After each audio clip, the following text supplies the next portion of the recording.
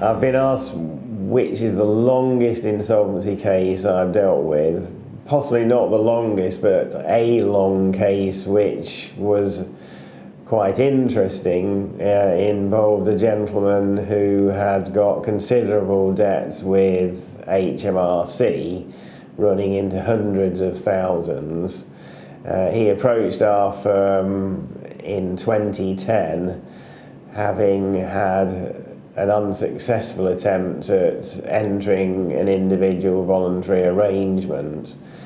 On research, it became clear that the practitioner that he dealt with originally had not really looked deeply into all of the gentleman's business affairs, and this is what had discouraged HMRC from approving the original proposal for a voluntary arrangement. However, having worked with ourselves for 2 to 3 months on the detail of his business affairs, we were successful in convincing HMRC and his other major creditors to allow him to enter an individual voluntary arrangement. He had a number of businesses, largely property-based, in terms of land holdings and building holdings, and also a trading public house. Following the approval of the voluntary arrangement, all went well in terms of him making contributions from his income and looking at the development of some property assets for probably about 12 months. However, the public house ran into difficulty, and eventually the gentleman was unable to make income payments into the arrangement as agreed. And at that point, HMRC decided that the voluntary arrangement was in breach and that they wouldn't approve amendments to the arrangement.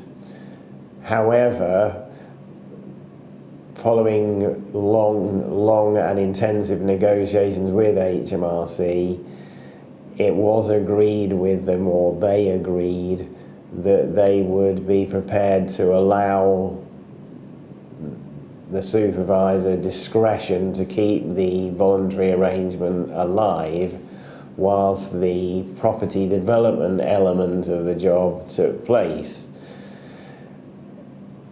As it turned out, because of the lengthy nature of planning meetings and the requirements for the development of 190 houses on a development site, this ran into a process which went on for nearly 4 years, during which, again, regular intensive negotiations took place with HMRC, following which they kept renewing their agreement to allow the supervisor to use his discretion. And eventually, in 2017, the site was sold to a major developer and £6 million were received.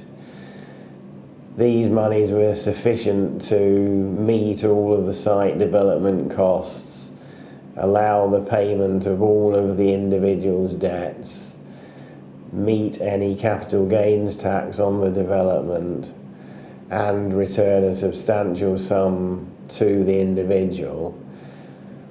The job was finally finished later in 2017, once a further meeting of creditors had been convened, and all of the actions over a period of 7 years were then retrospectively approved by the creditors and a dividend paid.